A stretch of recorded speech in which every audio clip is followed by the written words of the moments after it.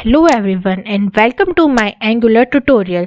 आज के इस ट्यूटोरियल में हम कंपोनेंट बेस्ड अप्रोच के बारे में पढ़ेंगे।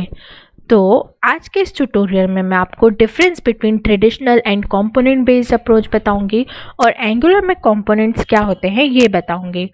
तो सबसे पहले तो मैं आपको ट्रेडिशनल अप्रोच बताती हूँ। जब भी हम ब्राउज़र से रिक्वेस्ट सेंड करते थे तो सर्वर हमें एक HTML फाइल देता था और एक जावास्क्रिप्ट फाइल देता था। HTML फाइल में हमारा सारा स्टैटिक कोड होता था और जावास्क्रिप्ट फाइल में हमारा डायनामिक कोड होता था। तो हमें HTML फाइल में हमारा स्टैटिक कंटेंट होता था और जावास्क्रिप्ट फाइल में हमारा डायनामिक कंटेंट होता था। फॉर एग्जाम्पल मान लो एक HTML फाइल है, उसमें अगर यूजर इस टाइम बटन पे क्लिक करता है तो ये इसके ऊपर जो लेबल दिख रहा है इसके ऊपर, इस लेबल के ऊपर करंट टाइम डिस्प्ले हो जाना चाहिए। और जावास्क्रिप्ट में एक मेथड होती थी गेट टाइम। तो जब भी यूजर ने टाइम बटन पे क्लिक किया तो एक ऑन क्लिक इवेंट जनरेट होगा और जावास्क्रिप्ट की गेट टाइम मेथड कॉल होगी और ये गेट टाइम मेथड HTML के लेबल टैग को अपडेट कर देगी और उसमें करंट टाइम डिस्प्ले करा देगी। और प्लस अगर अपन को इसी पेज पे एक लॉगिन बटन है जिसके क्लिक करने पे लॉगिन फॉर्म डिस्प्ले हो जाना चाहिए। इनिशियली ये लॉगिन फॉर्म जो है अपना हिडन है। यूजर जब भी लॉगिन फॉर्म बटन पे क्लिक करे तो ये लॉगिन फॉर्म जो है वो डिस्प्ले हो जाना चाहिए। तो यूजर लॉगिन फॉर्म पे क्लिक करेगा, display login form method call होगी जावास्क्रिप्ट एंड पे और लॉगिन फॉर्म डिस्प्ले हो जाएगा। तो ऐसे हम एक पेज के लिए कोडिंग करते थे ट्रेडिशनल अप्रोच में। तो in traditional approach we write HTML for static content, JavaScript for dynamic content. When client sends request to the server, HTML और जावास्क्रिप्ट एक साथ लोड हो जाती थी। और HTML is used to create object using tags। HTML में हम टैग्स का यूज़ करते हैं, जैसे ये लेबल बनाने के लिए हम लेबल टैग का यूज़ करेंगे, बटन बनाने के लिए बटन टैग का यूज़ करेंगे। तो HTML जो है वो ऑब्जेक्ट क्रिएट करेगी यूजिंग टैग्स। और जो अपनी जावास्क्रिप्ट है वो किसी भी इवेंट के बेसिस पे उन ऑब्जेक्ट्स को मैनिपुलेट करेगी। मैनिपुलेट करना मतलब अपडेट करना।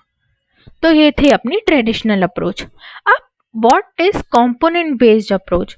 इन component based approach we think a web page like a group of component. हमारे को एक होम पेज डिजाइन करना है तो उस होम पेज पे अपन क्या सोचेंगे कि हम कितने कंपोनेंट्स इस होम पेज में क्रिएट कर सकते हैं। अब कंपोनेंट्स क्या होते हैं? फॉर एग्जांपल एक होम पेज मुझे डिज़ाइन करना है तो उस होम पेज में मेरे पास एक हेडर सेक्शन हो सकता है, एक सेक्शन हो सकता है नेविगेशन बार, एक सेक्शन हो सकता है मेन बॉडी और एक सेक्शन हो सकता है फुटर। तो इन सारे सेक्शन को हम एज अ कंपोनेंट डिज़ाइन कर सकते हैं एंगुलर में। दैट मीन्स एक हम बनाएंगे हेडर कंपोनेंट, एक बनाएंगे अपना नेविगेशन बार कंपोनेंट, एक बनाएंगे अपन अपना मेन कंपोनेंट और एक बनाएंगे अपन अपना फुटर कंपोनेंट। अब हम ये कैसे डिसाइड करेंगे कि इस पर्टिकुलर पोर्शन को हमें एक सेक्शन बना देना चाहिए? तो वो मैं आपको बताती हूँ। तो ये डिसाइड करने के पहले कि अपने पेज में कौन सा कंपोनेंट अपन को बनाना चाहिए, उसके पहले हमें ये समझना पड़ेगा कि ये जो हर एक कंपोनेंट है वो अपने आप में सेल्फ सफिशिएंट है। सेल्फ सफिशिएंट मतलब उसके खुद की एक HTML फाइल है, उसके खुद की एक स्टाइलिंग फाइल है और उसकी खुद की एक टाइपस्क्रिप्ट फाइल है।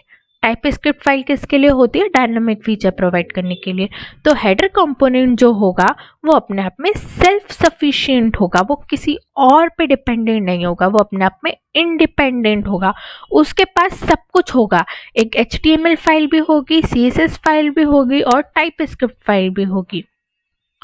तो हमको सोचना पड़ेगा, किसी भी अपनी पूरे पेज को कंपोनेंट्स में डिवाइड करने के पहले हमें सोचना पड़ेगा कि इस पेज में हम कितने सेक्शंस क्रिएट कर सकते हैं जो सेल्फ सफिशिएंट हो, जो एकदम इंडिपेंडेंट हो। तो फॉर एग्जाम्पल अभी हमने हेडर कंपोनेंट क्रिएट करा, नेविगेशन बार कंपोनेंट क्रिएट करा, फुटर कंपोनेंट क्रिएट किया और मेन बॉडी कंपोनेंट क्रिएट किया। अब दिस इज ऑल्सो पॉसिबल कि एक कंपोनेंट्स के अंदर सब कंपोनेंट्स हो। फॉर एग्जाम्पल अपने मेन बॉडी के अंदर एक डिटेल कंपोनेंट हो, डिटेल सेक्शन हो और एक रजिस्ट्रेशन फॉर्म सेक्शन हो। तो हमारे कंपोनेंट्स में सब कंपोनेंट्स भी हो सकते हैं। तो कंपोनेंट बेस्ड अप्रोच में हम क्या करेंगे, हम अपने पूरे पेज को इन डिफरेंट कंपोनेंट के हिसाब से डिवाइड कर देंगे। हर एक कंपोनेंट अपने आप में सेल्फ सफिशिएंट होना चाहिए, उसके खुद की HTML फाइल होना चाहिए, स्टैटिक फीचर के लिए, स्टाइलिंग के लिए CSS फाइल होना चाहिए और एक टाइप स्क्रिप्ट फाइल होना चाहिए उसको डायनामिक फीचर प्रोवाइड करने के लिए। And components can also contain सब components। जैसे अभी मेन बॉडी के अंदर हम दो components और बना सकते हैं, एक तो डिटेल्स और एक तो रजिस्ट्रेशन फॉर्म। तो ये आपको समझ में आ गया होगा कंपोनेंट बेस्ड अप्रोच। अब आप एक चीज इसमें नोटिस करेंगे तो ये जो अपना पेज है वो एक ट्री स्ट्रक्चर बना रहा है।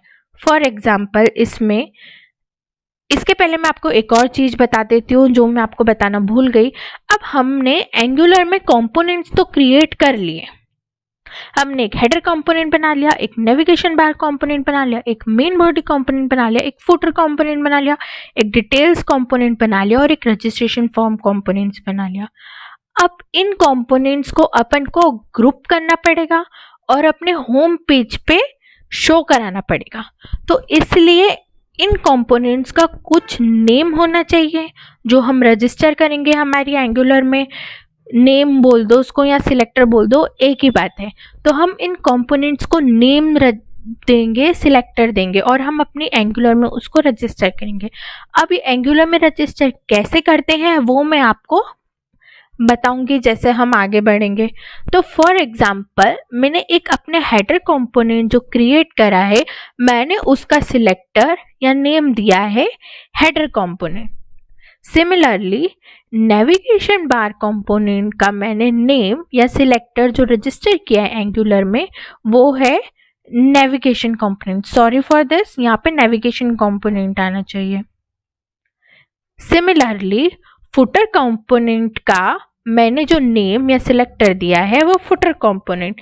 सिमिलरली डिटेल्स कंपोनेंट के लिए डिटेल्स कंपोनेंट, रजिस्ट्रेशन फॉर्म करने के कंपोनेंट के लिए रजिस्टर कंपोनेंट और मेन बॉडी के लिए मेन कंपोनेंट। तो ये क्या हो गया, हमने कंपोनेंट क्रिएट करे और उस कंपोनेंट को नाम दे दिए, उस कंपोनेंट के नेम हमने या सिलेक्टर हमने रजिस्टर कर लिया ताकि हम कल को एंगुलर को ये बता पाए कि अगर हमें यहाँ पे हेडर कंपोनेंट की कोडिंग चाहिए तो हम हेडर कंपोनेंट को रेंडर कर पाए, उसको रिफर कर पाए। तो हमने कंपोनेंट्स क्रिएट करे, कंपोनेंट्स को रिफर करने के लिए हमने उनको नाम असाइन कर दिया। एक और चीज आप इसमें समझना, ये पूरा जो स्ट्रक्चर है अपने वेब पेज का वो एक ट्री स्ट्रक्चर फॉर्म कर रहा है। हाउ? तो अपनी एंगुलर एप्लीकेशन का स्ट्रक्चर क्या होता है, सबसे पहले तो हमने ये 4 कंपोनेंट्स बनाए, header component, navigation bar component, main body component और फुटर कंपोनेंट। अब मेन बॉडी कंपोनेंट्स में भी 2 सब कंपोनेंट्स थे, डिटेल्स कंपोनेंट्स और रजिस्ट्रेशन फॉर्म कंपोनेंट। तो मेन बॉडी कंपोनेंट के चाइल्ड हो गए, एक चाइल्ड हो गया डिटेल्स कंपोनेंट, एक चाइल्ड हो गया रजिस्ट्रेशन फॉर्म कंपोनेंट। इसी हिसाब से हम दूसरे कंपोनेंट्स के भी चाइल्ड बना सकते हैं एंड सो ऑन। मतलब इसकी कोई लिमिट नहीं है, हम कितने भी नंबर ऑफ चिल्ड्रंस क्रिएट कर सकते हैं, कितने भी चाइल्ड कंपोनेंट्स क्रिएट कर सकते हैं। अब ट्री स्ट्रक्चर फॉर्म करने के लिए मुझे एक मेन कंपोनेंट चाहिए, रूट कंपोनेंट जिसको बोलेंगे, जिस मेन कंपोनेंट में ये जो 4 कंपोनेंट्स अपन ने बनाए हैं वो अपन लिए रखेंगे, तो उसको बोलते हैं रूट कंपोनेंट। तो मुझे एक रूट कंपोनेंट चाहिए जिसमें मैं अपने रूट कंपोनेंट मतलब अपनी पूरी एक अपना पेज, जिसमें मैं अपने header component, navigation bar component, main body component और फुटर कंपोनेंट को रेफर करूंगी। और मेन बॉडी कंपोनेंट में भी सब कंपोनेंट्स हो सकते हैं, जैसे details component and registration form component. तो ये हो गया अपनी एंगुलर एप्लीकेशन का स्ट्रक्चर। तो structure of angular application is like tree structure. Angular application forms tree structure. तो इतना आपको समझ में आ गया होगा। तो हम आगे बढ़ते हैं। तो जैसे हमने कंपोनेंट्स क्रिएट कर दिए, अब मैंने क्या करा, अभी तक मेरे को जो वेब पेज डिज़ाइन करना था उसमें मैंने उसको 4 कंपोनेंट में डिवाइड कर दिया, हेडर, फुटर, नेविगेशन बार और मेन बॉडी। अब मुझे इनको असाइन करना है, इसको मुझे कहीं रेफर करना है, एक index.html फाइल में मुझे इसे रेफर करना है।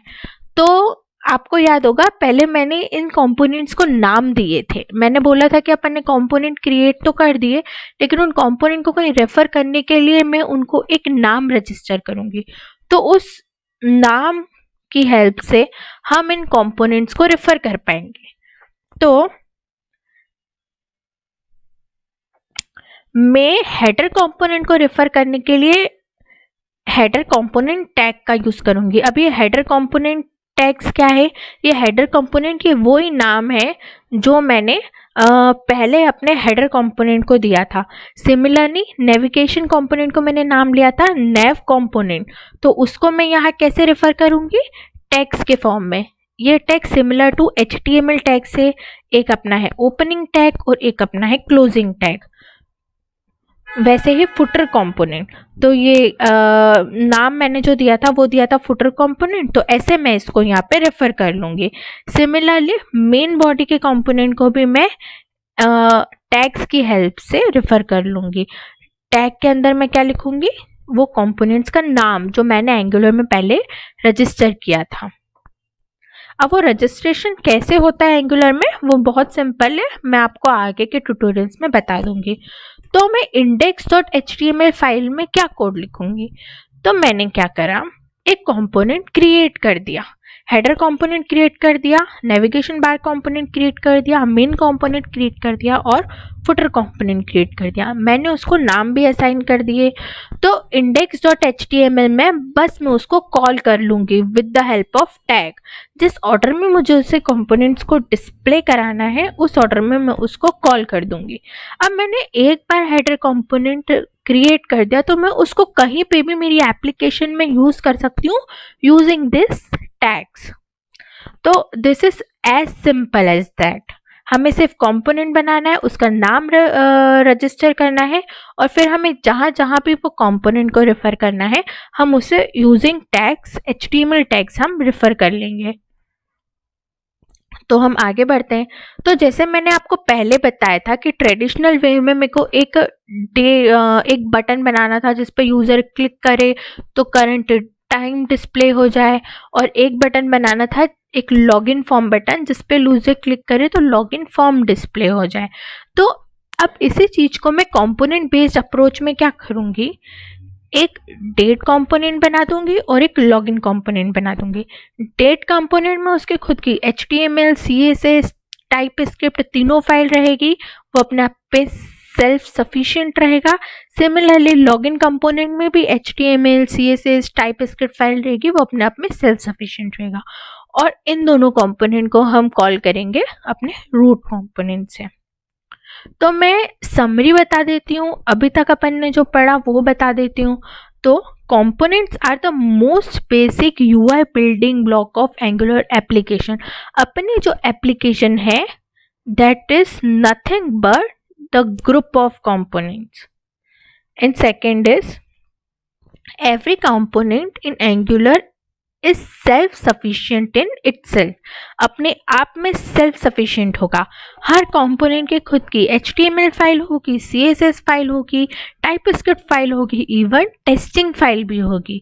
एंगुलर में टेस्टिंग फाइल भी होती है। मैं आपको आगे जब हम एप्लीकेशन बनाएंगे तो मैं आपको पूरा उसका फोल्डर स्ट्रक्चर बताऊंगी एंगुलर ऐप का। फिर N angular app contains a tree of components. जो एंगुलर एप्लीकेशन का स्ट्रक्चर होता है, it's like a tree structure. This is a tree of components. और कंपोनेंट्स आर रीयूजेबल. आप एक बार कंपोनेंट क्रिएट करो और फिर जहाँ जहाँ उसको यूज़ करना है आप अपनी एप्लीकेशन में कर सकते हो. So that's it for today.